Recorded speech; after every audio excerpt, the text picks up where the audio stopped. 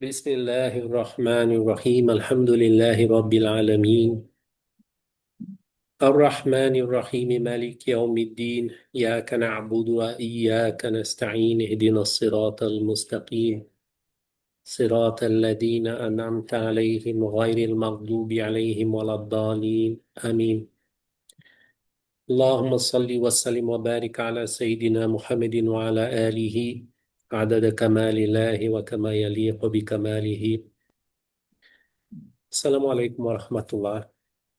Boa noite a todos que estão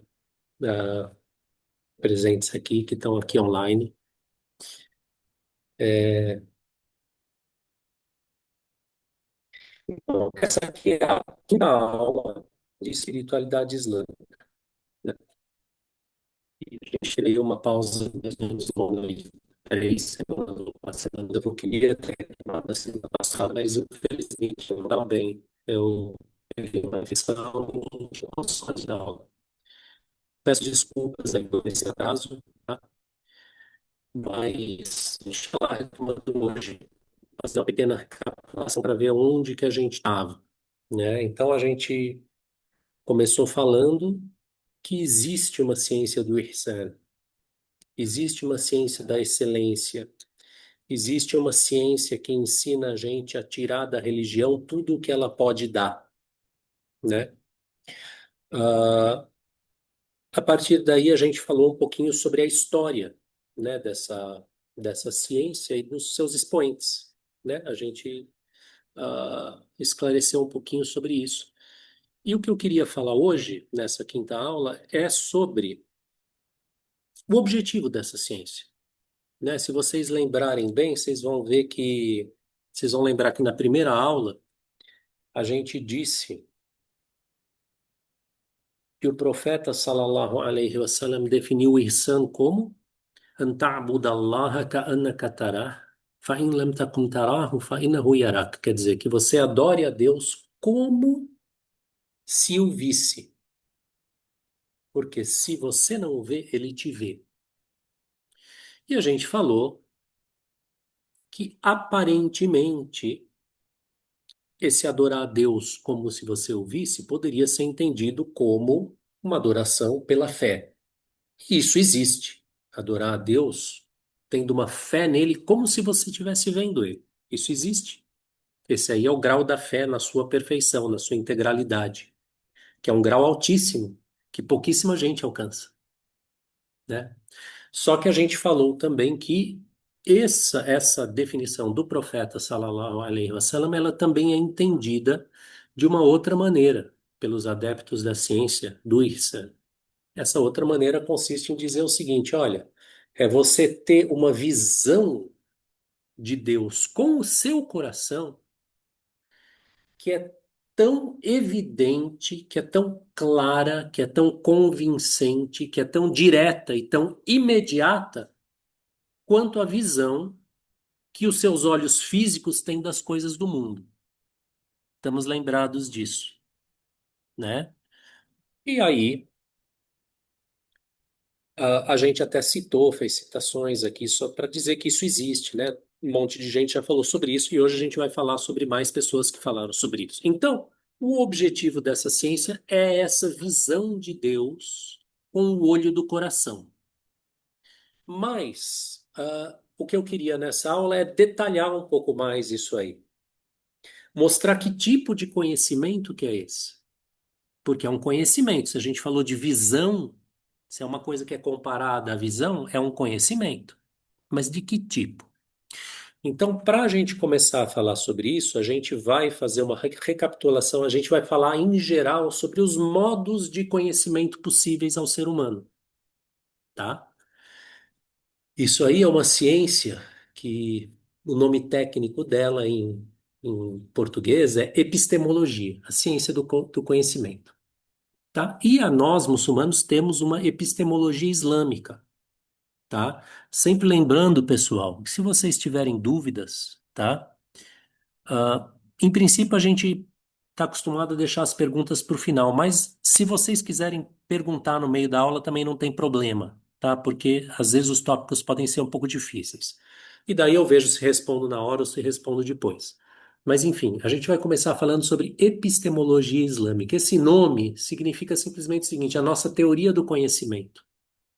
Quais tipos de conhecimento o ser humano tem acesso, né? A gente poderia até começar falando sobre o que é o conhecimento, mas aí já é demais, tá? O conhecimento é a ciência das coisas como elas são, tá? Mas tudo bem. Vamos lá. Os tipos de conhecimento. Olha só, pessoal. O primeiro e mais básico tipo de conhecimento que o ser humano tem é aquele que todo mundo tem desde antes de nascer, que é o conhecimento dos sentidos, tá? Em árabe a gente vai falar al-hiss. Hiss são os sentidos, tá? Esse é um conhecimento mais básico. Todo ser humano tem, aliás, todo animal tem, tá? Todo animal tem o conhecimento dos sentidos. E o conhecimento dos sentidos é esse conhecimento que nos dá informações sobre o mundo físico. Informações imediatas. Esse conhecimento dos sentidos, ele tem algumas características. Veja bem,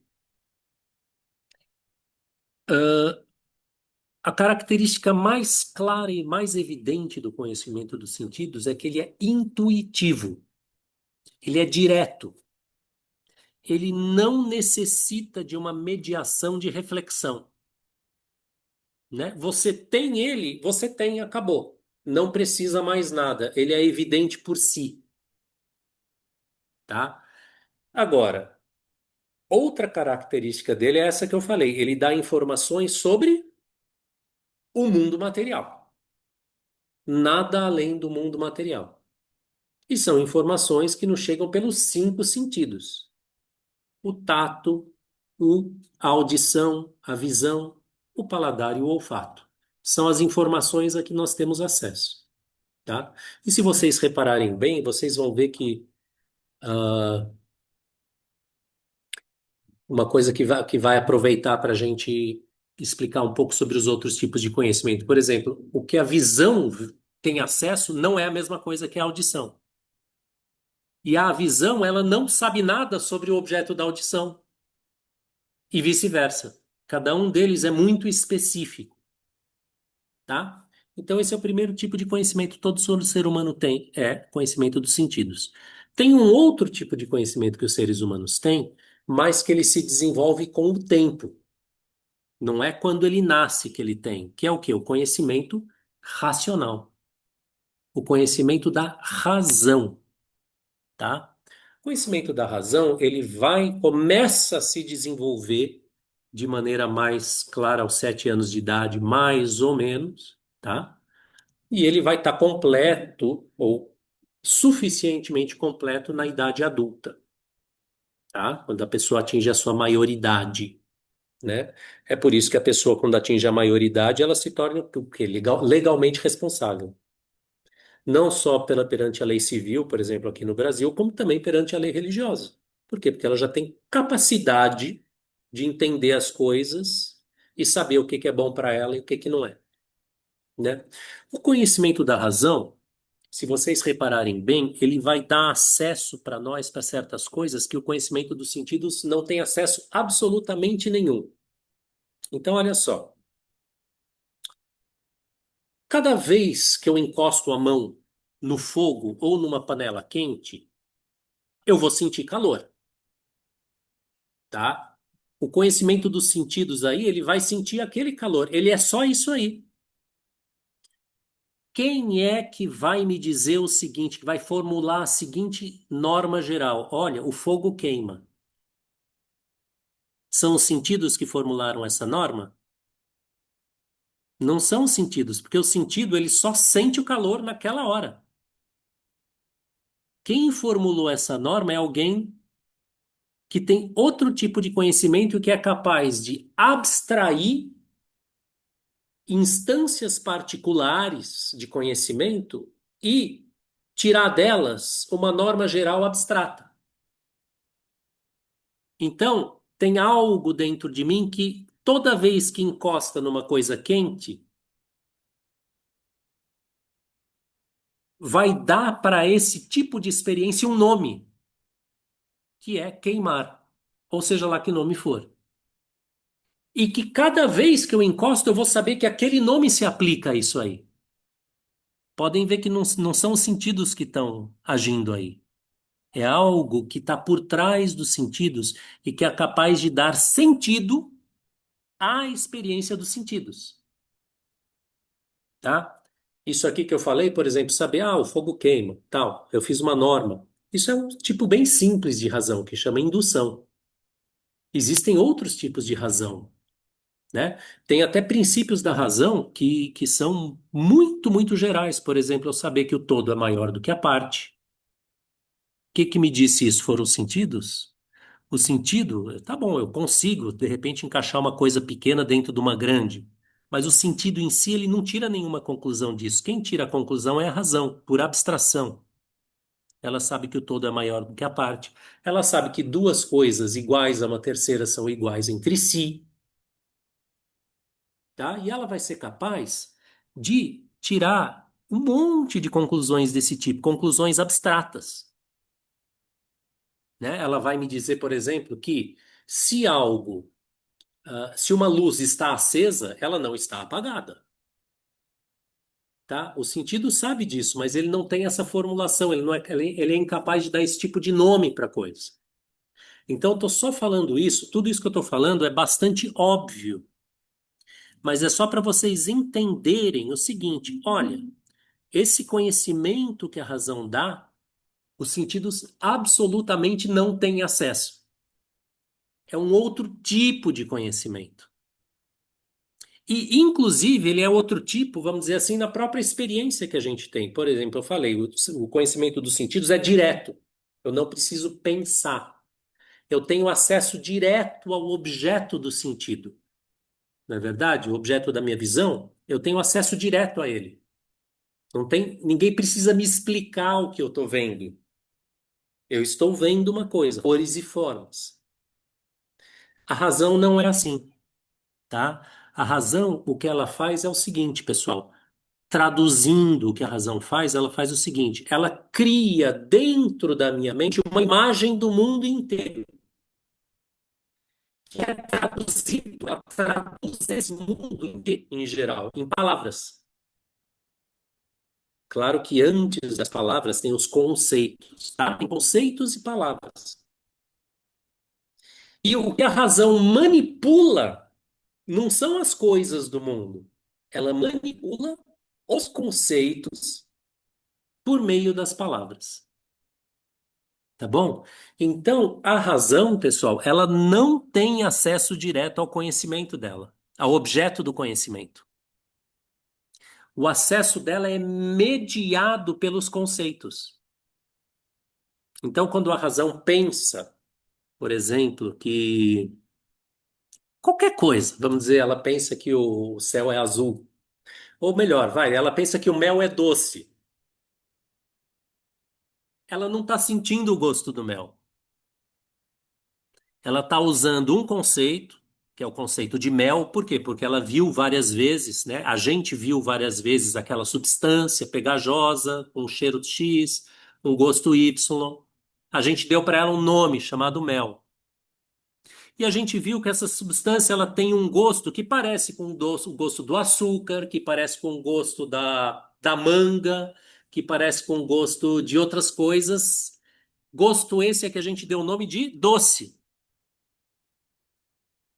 Então a razão fala, olha, o mel é doce, mas ela não está sentindo o gosto do mel quando ela fala isso. Ela está manipulando conceitos que são imagens mentais das coisas. Mel, para minha razão, é um conceito. Doce é um conceito. Então a razão ela é muito superior aos sentidos num aspecto. Qual? Ela é capaz de generalizar, ela é capaz de chegar no desconhecido a partir do conhecido, mas ela não é capaz de agarrar diretamente o objeto dela. Tá claro isso aí, pessoal? Estou falando grego para vocês. Epistemologia é uma palavra grega. Tá claro? Tá razoavelmente claro?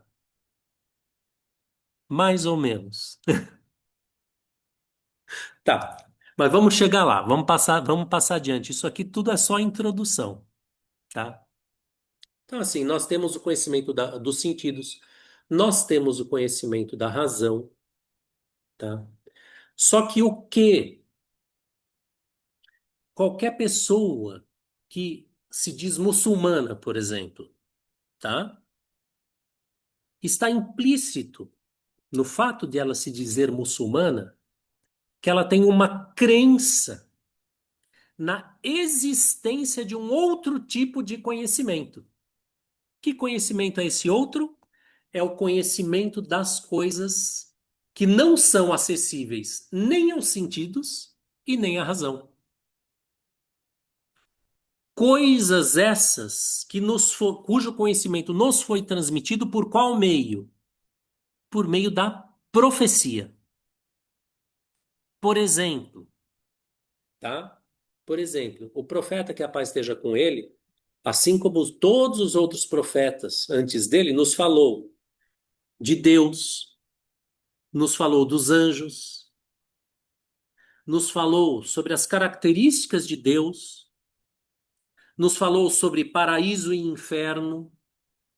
Ele nos falou de um monte de coisas que nós não conhecemos pelos sentidos e tampouco podemos, pelo menos a maioria delas, conhecer pela razão.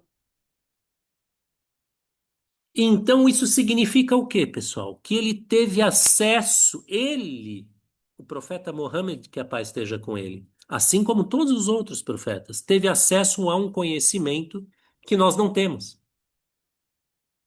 Conhecimento esse que lhe foi comunicado por Deus diretamente sobre coisas que nos são ocultas. Tá certo? E que nós recebemos e aceitamos, tá? Então, olha só. Esse aí é um tipo de conhecimento que um grande autor, um grande sábio da tradição islâmica, que é o Imam Al-Ghazali, Abu Hamid Al-Ghazali, ele chamou de conhecimento da profecia, tá? Ou faculdade da profecia. É uma faculdade que o ser humano tem pelo qual ele pode conhecer as coisas ocultas, tá? Essas coisas ocultas têm vários tipos, gente. Tá? Olha só, algumas coisas ocultas aqui. Coisas que o ser humano não tem outro jeito de conhecer. Olha só. O futuro. A gente pode conhecer o futuro diretamente? Não pode. A gente pode especular, tá? Mas conhecer e saber com certeza a gente não pode, né? Outras coisas, o que acontece depois da morte? Alguém já voltou e contou? Ninguém. Então não é acessível para nós, tá? A realidade dos anjos. Quem aqui já viu um anjo? Mesmo aqueles que viram anjos, eles viram uma forma assumida pelo anjo. Não necessariamente eles viram a forma do anjo em si. O profeta Mohammed, que a paz esteja com ele viu o anjo Gabriel na sua forma duas vezes. Na sua forma angélica original, duas vezes. E Deus, nós podemos até, é possível, pessoal, pela razão, saber que Deus existe, que há um Deus, há um princípio criado de toda criatura. É possível isso, razão. Mas as qualidades desse ser, como ele é, como ele nos trata, exatamente. Para saber disso, a gente precisa da profecia também, tá? Então, até aqui nós chegamos em três tipos de conhecimento do ser humano: conhecimento dos sentidos, o conhecimento racional e esse outro que eu vou chamar o conhecimento profético, tá? Conhecimento profético. Agora vamos lá. Esse tipo de conhecimento profético, em linguagem do Alcorão, tá? Na linguagem do Alcorão, chama Ilmul Ghaib. Ilm al-Ghaib, quer dizer, o conhecimento daquilo que está oculto. Ghaib é o oculto, aquilo que a gente não vê, não ouve, tá? E o Alcorão fala claramente o seguinte, eu vou recitar um versículo, tá na Sura 72, Surata 72, Suratul Jin, tá? Sura dos Gênios, tá? Versículos 26 e 27. O que é que ele fala? A'udhu billahi minash shaitanir rajim. Falando sobre Deus. Alimul ghaibi fala yudhiru ala ghaibihi ahada. Ele é o conhecedor do oculto e ele não manifesta aquilo que ele conhece do oculto para ninguém. Illa man irtada min rasulih, exceto aqueles dentre os seus mensageiros de quem ele se agradou. Ou seja, quem tem em princípio acesso ao conhecimento do oculto? Deus apenas. Mas Deus revela para os mensageiros dele algo desse conhecimento. Quem são os mensageiros? Os mensageiros são aqueles de quem eu estava falando agora, os profetas. Aqueles que Deus escolheu para trazer para o conjunto da humanidade o conhecimento dessas coisas ocultas. Porque a gente precisa desse conhecimento. A gente precisa dele, né? E Deus escolheu algumas pessoas a quem comunicar algo desse conhecimento para que eles comuniquem para todo mundo, tá bom? Então veja, ah, será então que esse conhecimento das coisas ocultas ele pertence somente a Deus e aos mensageiros? Eu estou falando conhecimento direto, tá? Porque a gente também tem esse conhecimento. Como que a gente tem? Ouvindo, tá? Por quê? Tá trovejando aqui, não sei se estão ouvindo, mas enfim.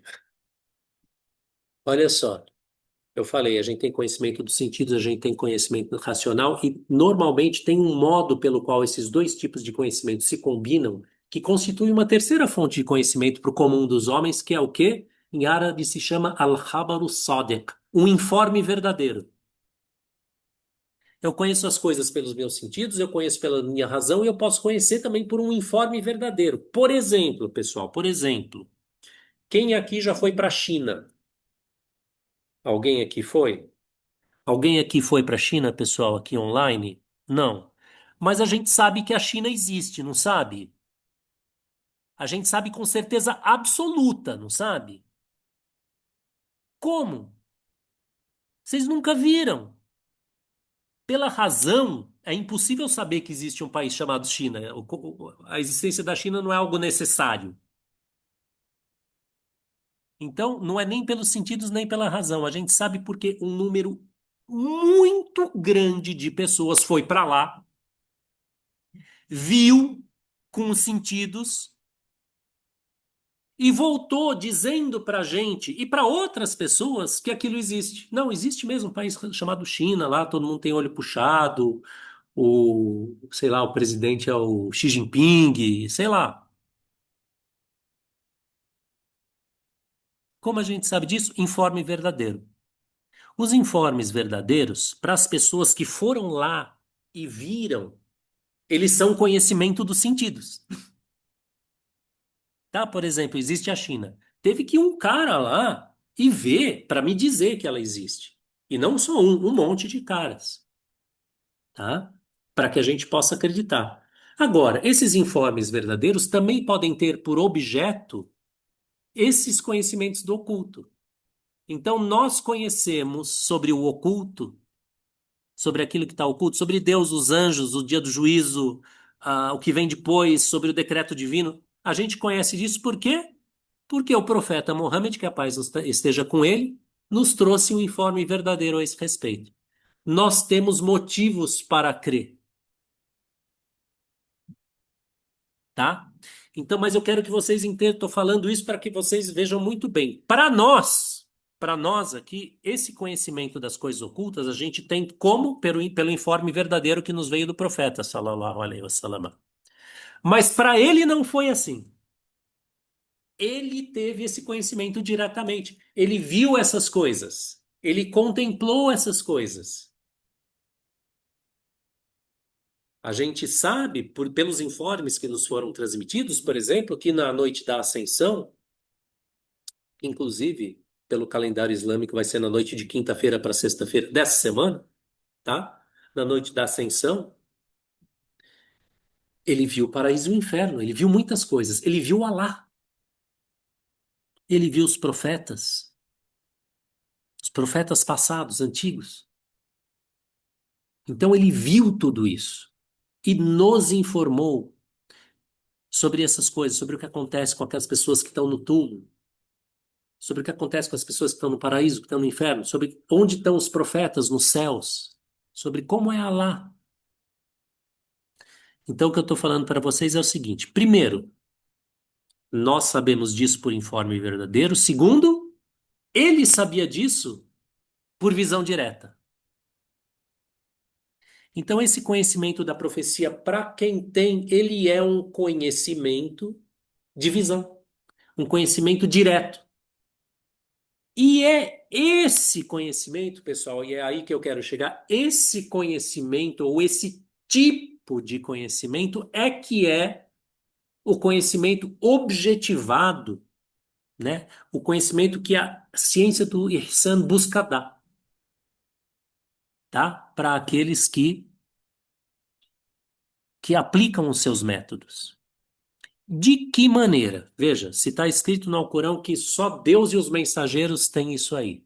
De que maneira que eu, por exemplo, ou qualquer outra pessoa que não é um mensageiro de Alá, de que maneira uma pessoa poderia ter esse tipo de conhecimento?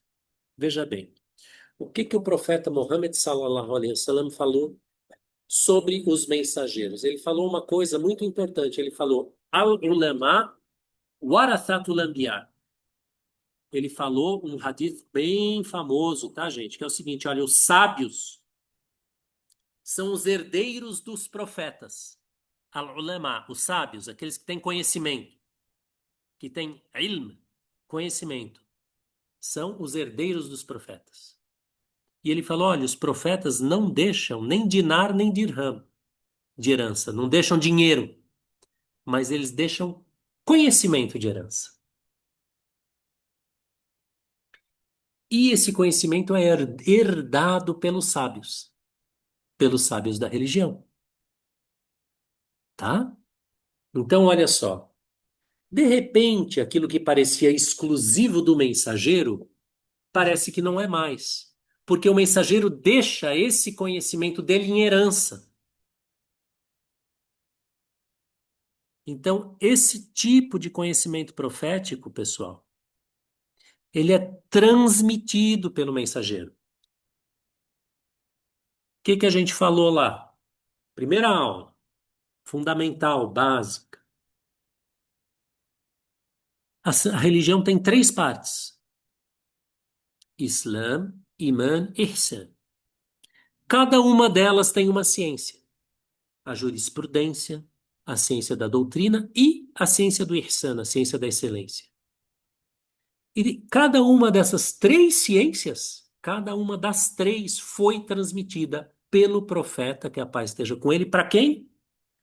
Para os seus sucessores, para os seus herdeiros. E até hoje nós recebemos essas ciências e os frutos delas de quem? Dos herdeiros. Até hoje.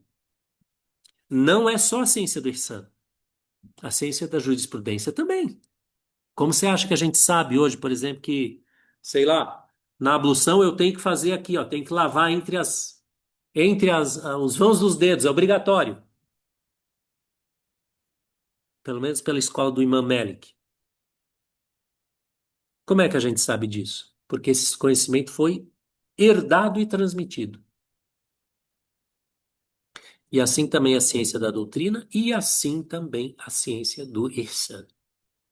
Tá bom, pessoal? Então, esse conhecimento das coisas ocultas, ele foi transmitido pelo profeta Muhammad sallallahu alaihi wasallam, da mesma maneira que os outros conhecimentos foram também. Qual é a diferença? A diferença é a seguinte: quanto à transmissão, tem dois tipos de conhecimento, tá? Em árabe, os árabes gostam muito de palavras que rimam, quando eles vão categorizar. Então, eles vão falar de ilmu libara e ilmu lishara. A ilmu al-ibara é aquele conhecimento que é expresso, que pode ser expresso em palavras. Mas tem um outro tipo de conhecimento que é ilm al-ishara, o conhecimento que é apenas indicado. Conhecimento por expressão e conhecimento por indicação. Veja, a ciência da jurisprudência e a ciência da doutrina são transmitidas por expressão. É possível usar palavras que expressam exatamente o que a pessoa que está aprendendo aquela ciência precisa saber. Então, por exemplo, se eu disser isso, olha, quando você for fazer ablução, pela escola do Imam Malik, tá, pessoal? Não necessariamente pelas outras, mas pela escola do Imam Malik, você vai precisar esfregar a mão molhada em cima das partes do corpo que você estiver lavando. É fácil, eu falei, acabou. Foi transmitido exatamente o que precisava ser transmitido, tá? Da mesma maneira, na ciência da doutrina, eu posso dizer assim: olha, pessoal, Deus tem 13 atributos principais. Um é um atributo essencial, 5 são negativos e 7 são positivos. E daí eu falo qual que é cada um desses. Transmitir. Tudo isso é conhecimento transmitido por expressão, tá? Ah, os profetas têm 3 qualidades que eles necessariamente têm que ter. Eles têm que ser fiéis à mensagem, né? Eles têm que só falar a verdade, etc e tal. E eles têm que comunicar a mensagem. Tal. Falei. Ciência da doutrina. Agora, essa outra ciência, a ciência das coisas ocultas, não é assim, porque as palavras não alcançam aquilo que tem que ser transmitido, tá? Então, assim, e isso aí vale até para coisas do mesmo jeito que vale para essas coisas elevadas, vale até para as coisas dos sentidos. Eu posso ficar aqui o dia inteiro falando sobre o sabor do mel. Enquanto você não provar, você não vai saber qual é. É impossível. Se uma pessoa for cega, eu posso passar o dia inteiro falando sobre as cores. A diferença do vermelho pro azul, pro amarelo, pá, pá, pá, pá, pá, pá. Não vai adiantar. Esse conhecimento, por exemplo, então, o que que a gente falou? Esse olho do coração, o que que ele percebe? Ele percebe, por exemplo, ele tem certeza absoluta da existência e da presença de Deus. O que que é você sentir a presença de Deus? Eu posso falar sobre isso o dia inteiro, Ah. mas isso não vai dar Então, o que eu acho engraçado é que, para mim e sabe para você. esse som? Ele Tá dando para entender, pessoal? Então, esse último, o conhecimento do fruto da ciência do Ihsan, ele é transmitido como? Não é por expressão, é por indicação. O que que significa isso? É o tipo de conhecimento que não adianta eu falar. Você tem que alcançar. E como é que você alcança? Como é que você alcança? Eu posso, não eu, tá, pessoal? Tô falando eu, mas não sou eu.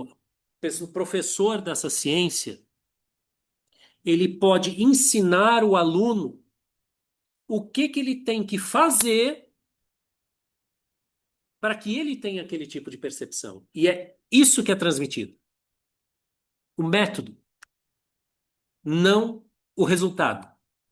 O resultado não pode ser transmitido, assim como eu não posso transmitir a sensação de um sabor, assim como eu não posso transmitir a qualidade de uma cor, ou timbre no instrumento musical não tem palavras que possam transmitir. Tá bom, pessoal? Então, o que que é transmitido? O método. Método, tá? É que nem, por exemplo, você quer saber o gosto do mel? É o seguinte, você, sei lá, você vai no mercado, compra lá e daí você prova. Ou senão eu te ensino como fazer um bolo, tal, para você comer, saber o gosto daquele bolo. Enfim, mas tem um método. Como é que funciona esse método, pessoal? Olha só, que interessante. Veja, o que os mestres vão dizer sobre isso é o seguinte: eles vão dizer que todo o conhecimento que o ser humano tem, todo, ele é algo que se dá onde? No coração do ser humano.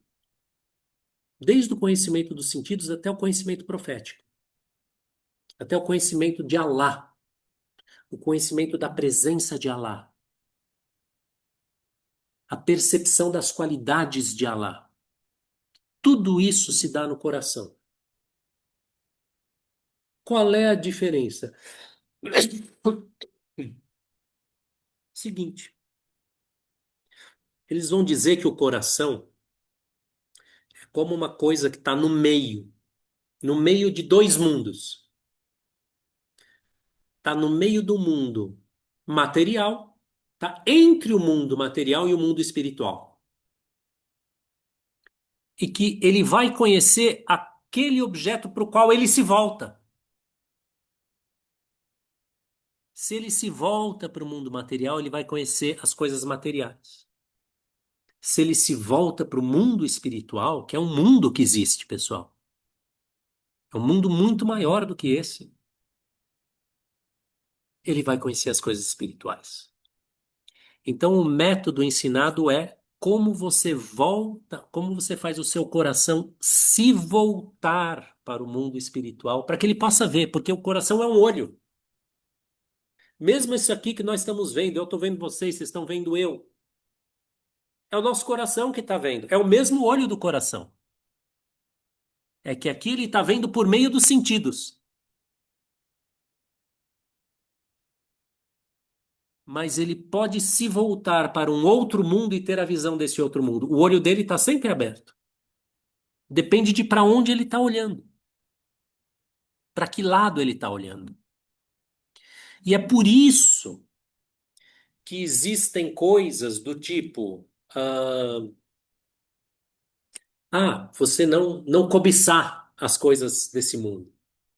Lembra que a gente falou que lá no comecinho, né, o pessoal da espiritualidade islâmica, eles praticavam muita ascese, renunciavam ao casamento, renunciavam a dinheiro, adotavam a pobreza.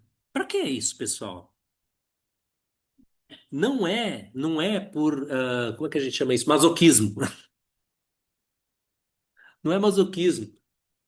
E nem é uma coisa automática, assim, não, eu estou fazendo isso, sei lá, para mostrar para Deus que eu não quero o mundo. Não é nada disso. É uma técnica. É uma técnica para o seu coração parar de olhar para esse mundo aqui.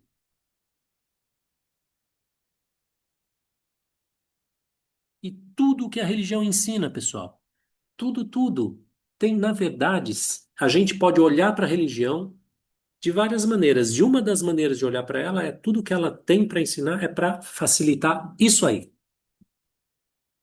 Você parar de olhar só para o mundo material. Você abrir seu coração para que ele possa se voltar para o mundo espiritual, porque o coração ele tem essa particularidade. Se ele está virado para um lado, ele está de costas viradas para o outro.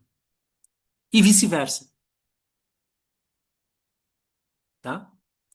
Então, assim, se ele está olhando muito para esse mundo aqui, ele está olhando pouco para o de lá. E se ele está olhando para o de lá, ele está olhando menos para esse aqui. Então, tem esses métodos, por exemplo, de você renunciar a alguma coisa desse mundo.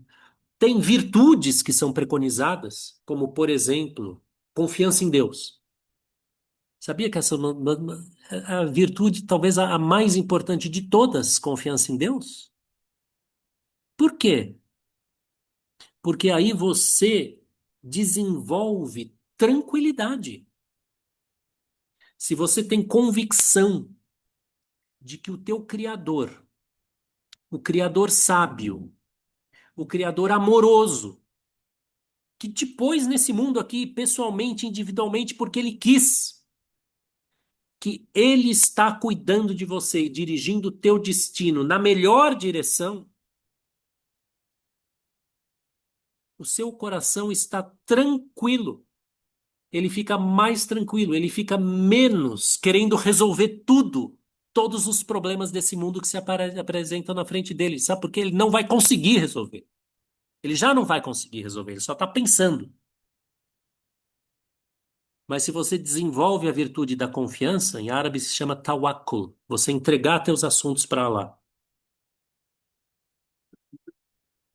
Se você desenvolve essa virtude da confiança, naturalmente, você vai encarar os assuntos desse mundo com mais tranquilidade. Essa é a ideia, tá? E encarando os assuntos desse mundo com mais tranquilidade, naturalmente, o teu coração vai se abrir um pouquinho mais para receber as coisas do outro mundo. Porque ele está menos fixado, ele está menos voltado, ele está menos virado para esse mundo aqui. Na segunda aula das definições, a gente falou da definição do Sheikh Ahmed Zarruq. Ele falou que a espiritualidade islâmica já teve mais de 2.000 definições, ou quase 2.000, mas que todas elas se resumem ao seguinte: o quê? Sidqu tawajjuh ila Allah Ta'ala. Quer dizer, você voltar-se verdadeiramente para Deus. Voltar-se com veracidade para Deus. Voltar-se. Tawajjuh. Você voltar o teu rosto. Olha, pessoal, como a religião fala disso. Quando a gente vai rezar, o que que a gente faz? A gente se volta numa certa direção, não é isso mesmo? A gente não reza para qualquer lado. A gente se volta para a religião. Isso aí é um símbolo, isso é uma imagem desse voltar-se para Deus, com veracidade. Então, quando eu desenvolvo a confiança em Deus, eu fico um pouco menos fixado nesse mundo, eu me volto mais para lá. Quando eu desenvolvo a paciência, eu me eu fico menos fixado nesse mundo e me volto mais para lá. Eu espero mais de Alá do que eu espero das criaturas. Tá certo? Estou falando tudo isso só para vocês verem como todas essas virtudes que a religião preconiza, elas têm, na verdade, essa finalidade de fazer, de facilitar com que o nosso coração se volte para a direção para a qual ele deve se voltar, tá? Então, veja. Ah, então, o método tem esse aspecto das virtudes que você deve desenvolver, virtudes internas, que são aquelas mesmas que a religião manda. Só que você tem que fazer o quê? Sidq, fazer aquilo com veracidade, fazer aquilo até o fim, fazer aquilo da melhor maneira, fazer aquilo de verdade. E tem outros métodos, tá? Então, por exemplo, tem tem alguns métodos que se chamam dhikr. O que chama dhikr? Dhikr significa invocação, invocação do nome de Alá ou invocação de alguma outra coisa. Você repetir certas orações. O profeta, sallallahu alaihi wasallam, ele mandou a gente fazer dhikr. E ele deu para a gente várias fórmulas que podem ser repetidas como dhikr, quer dizer, como uma invocação, tá? Mas para que isso é preconizado? Por quê? Porque quando a pessoa faz isso do jeito certo, se voltando para Deus de verdade, aquela invocação rítmica pode fazer com que ela preste menos atenção nessas coisas, nas coisas dos sentidos e volte o coração para quê? Para lá, para o Criador das coisas. E quando ela faz isso, o coração dela, o quê? Se abre um pouco para receber de novo daquilo lá. tá? E o que que a gente vai receber? A pessoa que se dedica a esses métodos, sempre lembrando, viu, pessoal, que eu estou falando aqui tudo de maneira muito geral, não é coisas que a gente pega e vai fazer. Para você fazer essas coisas, você tem que ter um professor que te ensine especificamente, olha, faz isso, assim, desse jeito, tá?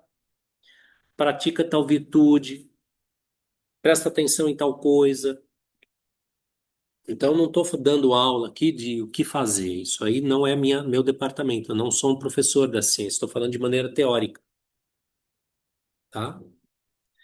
Mas quando você tem um professor e ele manda você fazer, por exemplo, faz dhikr, tal dhikr, tantas vezes, tal hora, de tal jeito. Para quê? Para você se abrir, o seu coração se abrir. E você pode daí receber conhecimentos, tá bom? Você pode receber conhecimentos. Conhecimentos do quê? Do invisível. Eu não estou falando aqui, tá, de você receber, por exemplo, conhecimentos do futuro, porque não é esse o objetivo. O futuro faz parte do oculto. Mas é isso que a gente quer com essa ciência aqui? Por que não? Porque essa ciência é sidqu tawajjuh ilallah. É se você se voltar com veracidade, de verdade, para Allah, não para o futuro. Então, por isso que o pessoal fala que assim, o pessoal que se dedica a esse tipo de método para conhecer o futuro ou para obter poderes, pode ter poderes, sabe? Você concentrar sua vontade, conseguir fazer uma coisa acontecer à distância.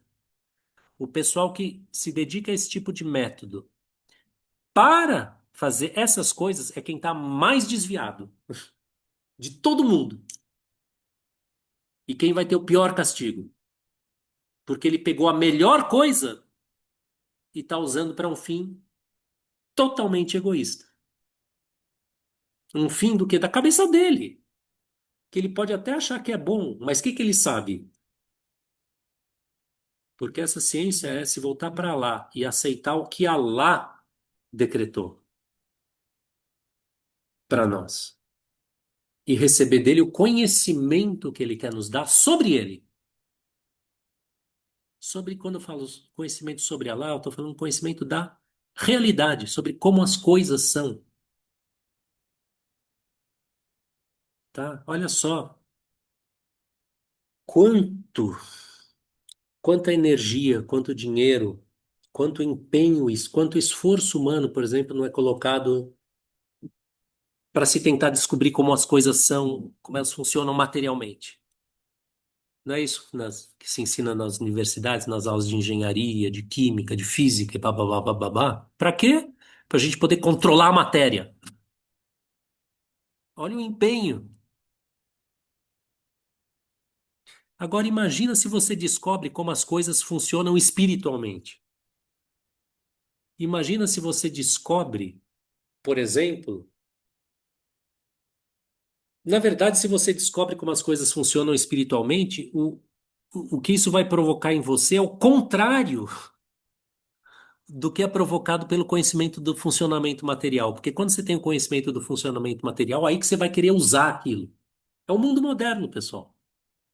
É isso que está aí. Transforma tudo, arrasa. Vamos lá buscar terras raras. Vamos construir aí os centros de IA, né? Arrasar países inteiros para isso. É isso.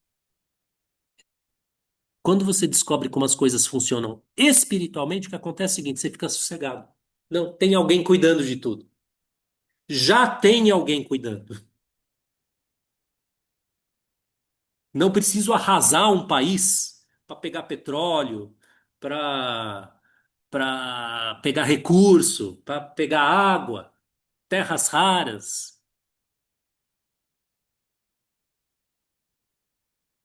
Tem alguém cuidando. Aí o que que eu vou fazer? Eu vou ficar sem fazer nada? Não. Eu vou seguir a norma de quem? Do mensageiro. Sallallahu alaihi wasallam. Eu vou fazer o que ele fez.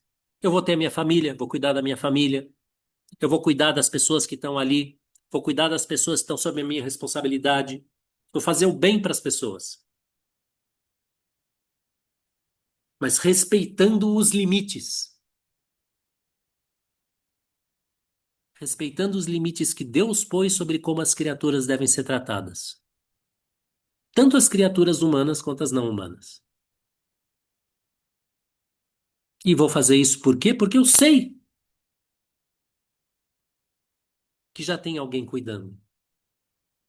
Se eu tiver essa certeza absoluta, porque eu vi a ação de Deus, porque eu vi o poder de Deus. Olha que eu estou falando de atributos, tá? Olha os atributos, a ação, o poder, a sabedoria, o amor.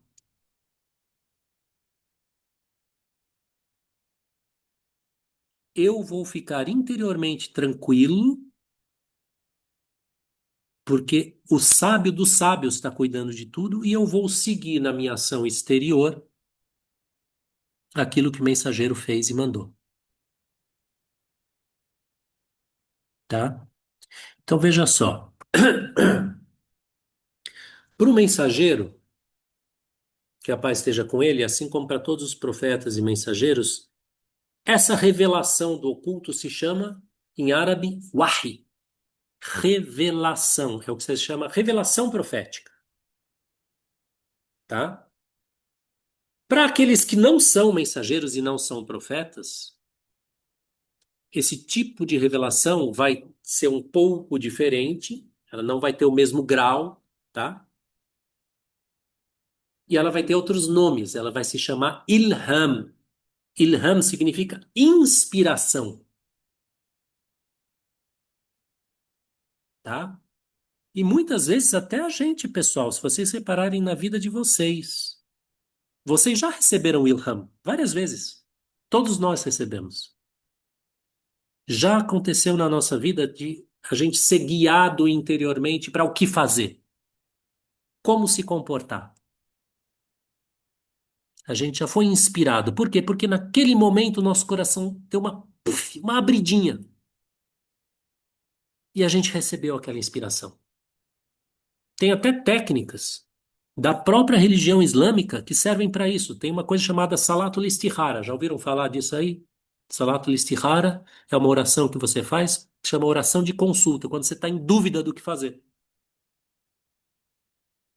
Então você vai duas raka'ats, daí você faz uma oração lá específica. Se vocês quiserem, depois vocês me falam no grupo que eu mando a oração para vocês e ensino a fazer direitinho, tá? Vocês fazem uma oração específica que o profeta ensinou, sallallahu alaihi wasallam, e daí o que é que vai acontecer? Você vai ter a resposta do que fazer. De algum jeito. Pode vir na forma de um sonho, pode vir na forma de uma convicção,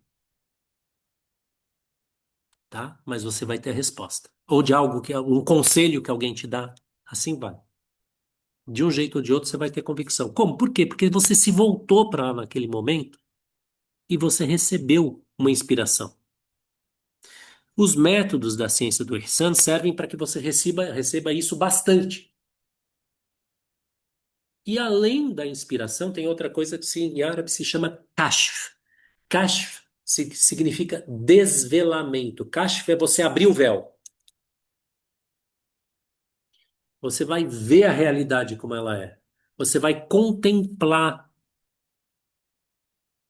Você vai contemplar a ação de Deus. Eu já ouvi descrições disso, de quem tem.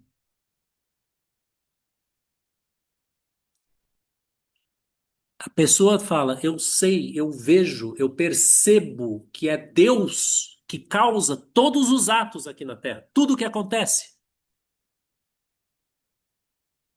E é isso que dá o quê? Essa tranquilidade que a gente falou. É isso que vai além da fé. Ela perceber essa ação direta de Deus em todas as coisas. A ação direta de Deus em todas as coisas, pessoal, é doutrina, tá? Doutrina islâmica, tá? Na ciência da doutrina, quando a gente for estudar, que a gente vai, inshallah, estudar aqui também, em níveis, vocês vão ver, tem uma hora que a gente vai ensinar o seguinte: olha. Absolutamente tudo o que acontece é causado diretamente, imediatamente por Deus. Essa é a doutrina da nossa religião, é isso que nós ensinamos. Isso que o profeta sallallahu alaihi wasallam ensina. Agora, você saber isso, de ouvir é uma coisa, e você ver é outra coisa. E é esse tipo de conhecimento que nós estamos falando, que é o fruto dessa ciência aqui. Tá bom? Então, vamos lá. Então é isso. Para encerrar, tá? Para encerrar, já estamos caminhando para 1 hora, né? Ah, pode ser que vocês, ou que qualquer outra pessoa que tem, vamos dizer assim, que não tem experiência direta desse tipo de coisa, tenha dúvida sobre a própria existência ou possibilidade desse tipo de conhecimento, tá? Bom, quanto a isso, a gente tem, por exemplo, o Imam Al-Ghazali na autobiografia dele, né, que é um livro que a gente mesmo traduziu e publicou. Ele vai falar, ele vai dar alguns argumentos em favor disso. Ele vai falar o seguinte: olha, gente, muitas vezes já aconteceu de uma pessoa dormir e ter um sonho que depois se mostra real. Como aconteceu isso? Como é possível isso? Isso aí não é uma amostra de conhecimento do oculto, tá? Isso aí, hoje em dia, que a gente passa o tempo todo no celular, na televisão, preocupado com mil coisas, os sonhos verdadeiros hoje em dia são mais raros do que eles eram antigamente. Por quê? Porque a imaginação hoje é mais poluída. Mas até hoje eles existem, tá, pessoal? E talvez vocês mesmos, na experiência de vocês, já tenham tido isso aí, tá? Ele fala também, por exemplo, que a própria, ah, os próprios ensinamentos dos profetas nos mostram isso. Quer dizer, de onde eles tiraram tudo isso aí, tá? E qual é a prova de que a profecia é verdadeira? Bom, a prova, na verdade, está no coração de cada um que acredita. Mas, se a gente quisesse, a gente poderia mencionar todos os frutos que saíram daí: os frutos de sabedoria, os frutos de civilização, os frutos de santidade, os frutos de bondade, que existem até hoje. De onde veio isso, se não de dessa comunicação da realidade oculta, tá? Então, tudo que eu estou falando para vocês é o seguinte: para a gente ter convicção da experiência desse conhecimento, da existência dele, a gente tem que olhar primeiro para a profecia, tá? Tem outras provas do irmão Al-Ghazali. Ele vai falar de ciências como a medicina, por exemplo. Tradicionalmente, pessoal, a medicina ela é revelação profética, tá? De profetas antigos. Astronomia. A astronomia, pessoal, ela não pode ter sido formulada pela experiência. Sabe por quê? Porque tem configurações astronômicas que acontecem, sei lá, uma vez a cada 10 mil anos ou 70 mil anos. Quem que ficou vivo todo esse tempo para poder ver? Então, o Imam Al-Ghazali cita a astronomia e a medicina como exemplos de ciências que necessariamente tiveram origem profética, origem não humana, sobre-humana. A medicina, por quê?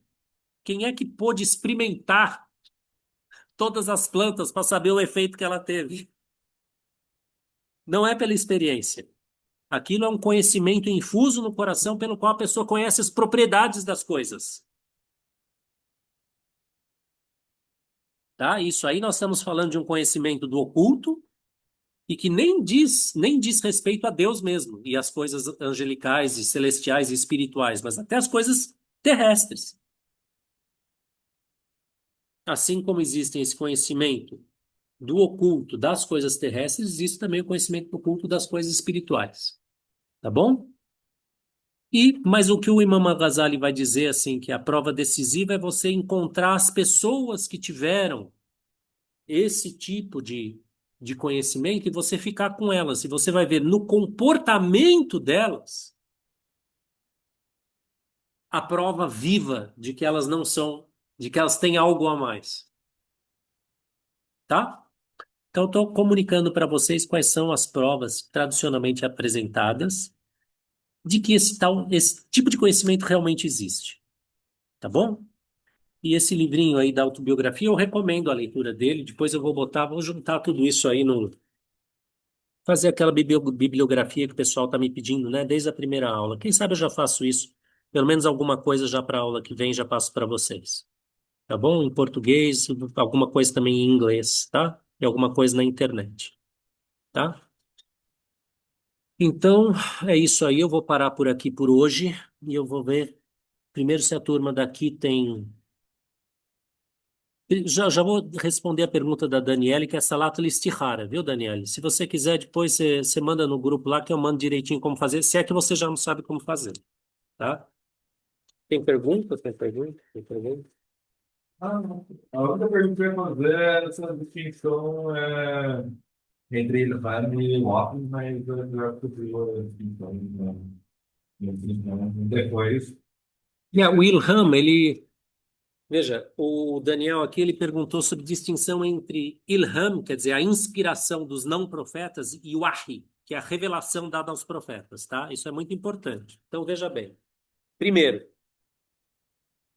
a revelação, ela tem uma ela foi feita para ser comunicada, os mensageiros, né? Então, assim, ela não começa e para na pessoa que recebe. Ela tem uma validade que vai além da pessoa que recebe. Então, a revelação, o wahi, tá? É um conhecimento do invisível comunicado por Deus para o ser humano, mas para ser transmitido.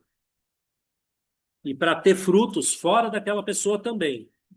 Ilham, a inspiração, não. Isso é, aliás, uma pergunta muito importante, viu, pessoal? É uma coisa que eu devia ter falado, não falei. Olha, Ilham já não é assim. Aquilo vale para a pessoa, não vale para os outros. E mais, aquilo tem que estar de acordo com o que foi comunicado pelo mensageiro. Se eu receber hoje aqui uma inspiração, pessoal, que não é para eu fazer assim corações mais, eu posso ficar sem fazer, beleza. Devo seguir ou não? De jeito nenhum. É inspiração do Shaitan, do diabo. Então, a inspiração que o não profeta recebe, ela é válida na medida em que não contradiz o quê? Primeiro, a Sharia, segundo, a doutrina. Se eu receber aqui uma inspiração de que, sei lá, Deus é três e não um, tá válido isso aí? Não tá. Então, a inspiração não pode contradizer nem a Sharia, nem a doutrina. Na medida em que ela não contradiz a Sharia, nem a doutrina, eu posso e devo seguir. Mas ela não vale para os outros. Não adianta eu chegar para o meu amigo aqui e falar: não, eu tive uma inspiração assim, você tem que fazer isso, isso, isso e aquilo. Não, tá? Então, assim, Ilham está subordinada ao Wahy, tá? E existe essa distinção, alguns autores vão fazer essa distinção entre Ilham e Kashf. Ilham é uma coisa que é mais assim no nível ético e moral, de ação. O que fazer? Te direciona. E Kashf é mais um desvelamento da realidade como ela é. Tá? São duas coisas diferentes. Uma está mais ligada à inteligência, a outra está mais ligada à vontade. Embora nesse nível da realidade essas duas coisas sejam perfeitamente interligadas. Eu também estou sob a impressão de que talvez a tipologia que fosse para separaria o Wahy das formas derivadas de Wahy no conhecimento através da razão, por exemplo. Tipo, as ciências religiosas serem derivações, por exemplo, de uso. É um pouquinho chato, claro. Só por causa do barulho da chuva, eu queria ver se isso aqui não. Por exemplo, nas questões de usurário, muitas vezes a gente obtém julgamentos através da informação revelada, Sim, mas a gente usa a razão em cima a razão e o método profético em cima da. Então, é uma forma de conhecimento meio misto, assim, que você está falando. sim. Aí, Uma combinação dos dois. sim. Isso aí que o Daniel está perguntando, vocês ouviram, pessoal? Vocês querem que eu repita a pergunta? Repete? Tá. O Daniel falou o seguinte, que tem, por exemplo, uma ciência chamada Usul Fiqh. Usul Fiqh é uma ciência que é os fundamentos da jurisprudência, tá? Ah, na ciência dos fundamentos da jurisprudência, você aprende a derivar juízos de jurisprudência, quer dizer, juízos legais, para situações não previstas na revelação, quer dizer, situações novas, por exemplo, tá? E para isso você se baseia em duas coisas. Primeiro, nos dados da revelação, que é o wahy, que é uma comunicação profética, e na tua razão. Então ele está perguntando que tipo de conhecimento é esse. Então veja, isso aí é um tipo de conhecimento dos herdeiros dos profetas, Sim. tá? Entre os conhecimentos dos herdeiros da profecia, quem são os herdeiros da profecia, pessoal? Os sábios, al-ulama, sábios da religião, tá? De todas as ciências. Dentre os conhecimentos que foram transmitidos pelo profeta e herdados pelos sábios estão não só os conhecimentos que são puramente ligados, por exemplo, à inspiração e ao desvelamento, Conhecimento do método. mas também os conhecimentos racionais. Então, o sulfic é uma ciência pela qual a pessoa vai. Na verdade, o sulfic, a pessoa que pratica como ela deve praticar, ela herdou a função legislativa. Nada mais, nada menos do que isso. Uma coisa que me ajudou bastante a entender essa questão da base de biblioteca é justamente quando me colocaram que o profeta basicamente foi a primeira pessoa que praticou ijtihad como método. Exato, exatamente. As informações que vieram sobre Hegel, em grande parte, vieram para corrigir a ijtihad do profeta. Isso me colocou assim, esse ângulo assim, me deu uma clareza muito mais forte da fonte da doutrina desde o profeta e fazer sentido com cosmologia epistemológica. Sim. Por quê? Porque o profeta, sallallahu alaihi wasallam, ele é um modelo de ser humano. Então, ele usava razão também, né? Embora ele não tateasse, tá? O profeta, sallallahu alaihi wasallam, ele não ficava assim, sem saber, né? Ele não chutava, nunca chutava, né? Quando ele aplicava a razão dele para alguma coisa, era uma coisa certeira. Isso é muito importante a gente saber, porque nós, ao usar a nossa razão para desenvolver um conhecimento profético, a gente pode e certamente vai tatear, mas não era o que ele fazia. Ele manifestou esse processo, mas de maneira perfeita, tá? Então, sim, então todas essas ciências, inclusive o sulfeto, inclusive a jurisprudência, que eu falei, mesmo a ciência da doutrina, porque a ciência da doutrina, pessoal, ela também se desenvolveu. Eu falei aqui de 13 atributos de Deus. Isso aí não, o profeta nunca ensinou isso aí, sallallahu alaihi wasallam, 13 atributos. Mas isso aí é uma coisa que é uma formulação a que os sábios chegaram no decorrer da história, porque para facilitar, para sintetizar, tá? Não quer dizer que Deus só tenha 13 atributos. Não, ele tem infinitos atributos. Eu lembro com o de Argui, né? Com o de Argui, com a comunidade. Exatamente. Exatamente. Quer dizer, vários pontos de ciência da doutrina, eles surgiram para poder discutir com os filósofos, com os cristãos, com os hereges, enfim, aquela coisa toda. Sempre foi assim. Tá? Alguma coisa? Não? Mais alguma? Alguém tem uma pergunta aí, pessoal? Vocês podem escrever ou podem falar também, tá?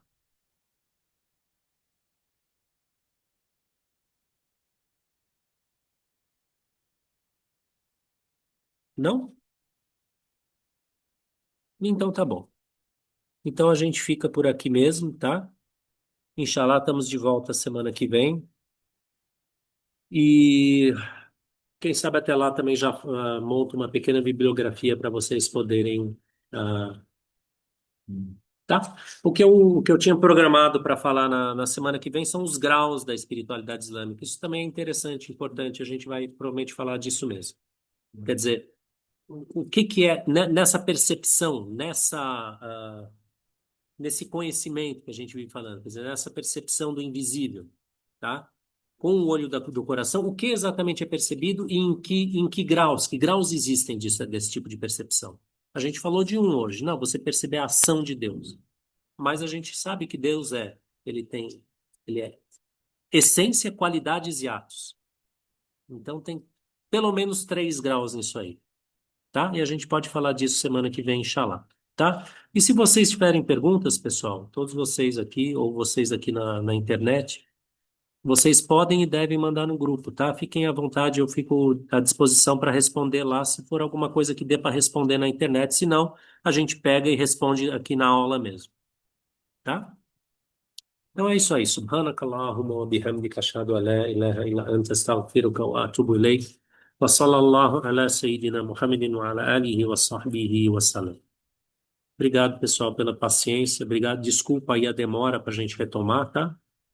E espero ver vocês de novo semana que vem. Assalamu alaikum wa rahmatullahi wa barakatuh.